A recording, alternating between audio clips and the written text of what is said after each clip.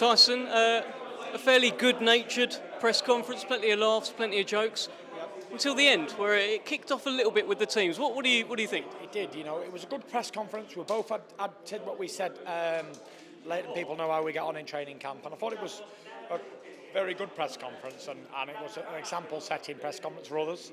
And then when we got face-to-face, it was all good, and then both sides started pushing closer and closer, like they wanted to have a fight or something, and I said, oh, hold on a minute, just step back to my side, step back, and I said, you all step back, leave us alone, let us do our thing.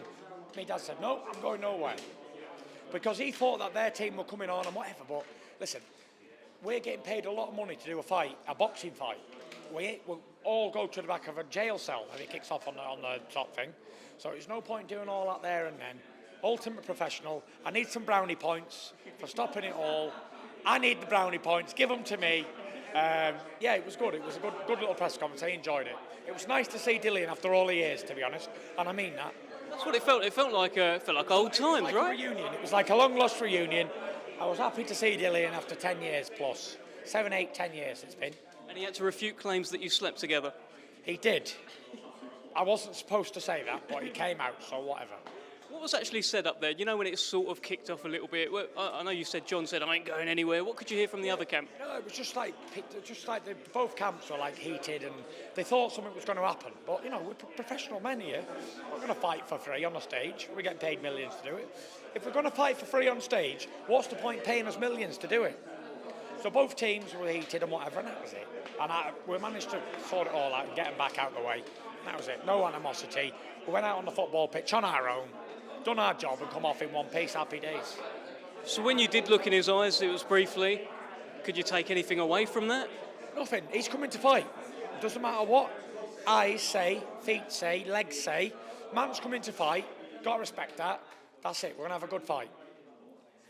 The face-off. You gave him a little tickle. Because it was all serious, and everybody thought like, oh, they're going to have a fight, and then quite funny. I thought, broke the ice a little bit. It was good. Nice to see him after all the years, to be fair. Let's talk about John briefly. I asked him a couple of years ago, what would it mean to you if you had Tyson and Tommy both boxing on the same show? Great, he said it would be probably the defining moment of his life. Have you given that any thought? Yes, this is going to be the defining moment of my dad's life. It won't get any bigger than this. Wembley Stadium, he's got one son top in the middle of 94,000 people coming, and he's got the other son on the undercard at the beginning of his career. What more can a father ask for? I hope I can say one day, probably never will, but one day that one of my kids can win a fucking area title, an English title, any title, dog shit title, anyone they want. But it'll be a proud moment. So I can't contemplate what my dad's feeling now. I can't, because it's unthinkable, isn't it, to think that your little newborn baby has gone on to be the ultimate heavyweight champion of the world twice, and to sell out 90,000 people at Wembley in your own country. He held you in his hand.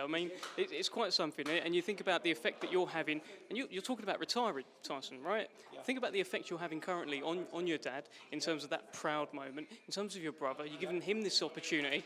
Are you sure you're going to retire? I'm pretty sure, yeah. I'm going to be more hands-on with helping the boys, and we'll have plenty of more good nights ahead. And I'll be involved, but I won't be the centre of attention. If a fighter starts talking about retirement... Get yourself in here. Oh, yeah. Well, look. Let's bring Steve in. Tell us what Steve means to you. Old Steve Egan here. I've known him for 20 years. He is quite old, isn't he, compared to how he used to be 20 years ago. Yeah, 20 years. Loyal man. I've known him most of my life, nearly all my life. And I thought it'd be absolutely fantastic to bring him in on the world's biggest stage at the highest pinnacle moment. And he's had a good time in camp, Steve, haven't you? You had a good time, Steve? It's been amazing. Been a dream come true. Been really, really happy. You know what I mean? It's been great. And he runs the Jimmy Egan's Boxing Academy in Wythenshawe, Manchester. He does a fantastic job for the community, for the local area. He brings kids like myself who didn't have nothing, and he trains them up and they become champions, and they can change their life through sport. So isn't that a fantastic thing? It's brilliant. Steve, did you think this was possible when you were his first trainer, right? Did you think that? Do you think? Yeah. We're in a minute. I turned to my father, Jimmy Egan, and said, "Heavyweight champion of the world." And he said, he just walked through the bleeding door. I said, Dad, there's something about that lad. He was 14, 6'4" and 14 stone.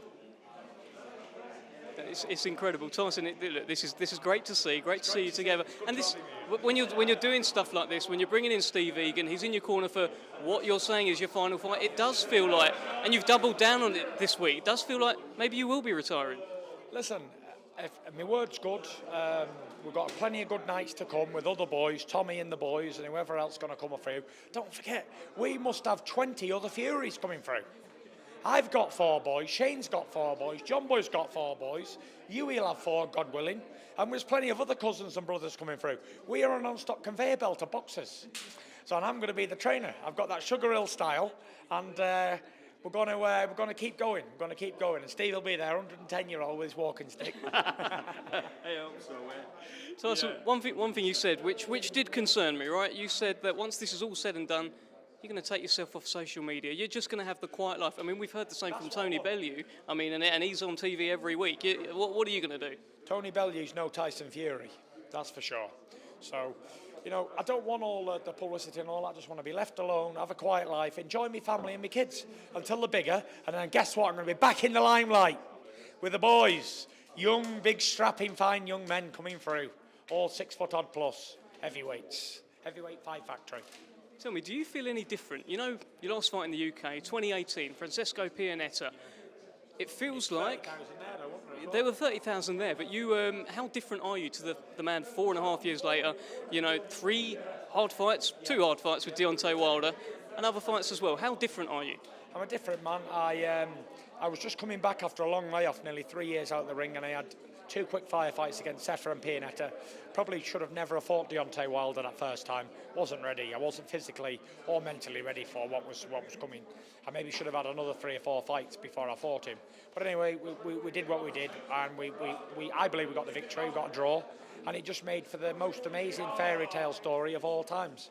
From rags to riches, back to rags again, back to riches again. Now I own the rag shop.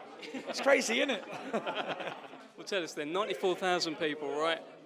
Would this win mean more to you than any win so far in your career? I'm talking Klitschko, I'm talking reclaiming the heavyweight crown from Wilder. Does this mean more? This is the big stage at Wembley. This is the pinnacle. I've got to win. I don't do losing, because all I do is what? Win, no matter what. And that's it. We don't really do anything other but win. And it means a lot to me. This boxing career ain't just a sport. It's not about money, fame or glory or a belt. It's about so much more than all of the above what I've just said. So much more. It means everything to us. Everything. Boxing's just a way of earning a living for other people, but not to us. This is it. I ain't tripping up at this hurdle. Listen, I'll fight on. Everyone knows. They've seen it many, many times. I'll fight on until the death, every single time. I'm like a Yankee gamecock all the way. Get up there, my boy. Get up there. Steve, final word from yourself on Tyson, and what a proud moment it is for you to be involved in this on Saturday night. It's really, I think of him like my own son, you know what I mean? Because, like I say, I've known him that long, I've taught him from 14, so it's just a really, really special night, and I'm glad to be involved and be here and actually be on the ring with him, which is in the corner something as well. else. Can't say better than that, can I? Incredible stuff. Tyson, tell the camera, why should they be tuning in on Saturday night? Tuning in on Saturday night, you're going to see one of the best heavyweight title fights in years. All on the line, everything to fight for. Get up there. If that ain't enough to watch and tune in, I don't know what is. Bang. Peace out. Cheers, Tyson.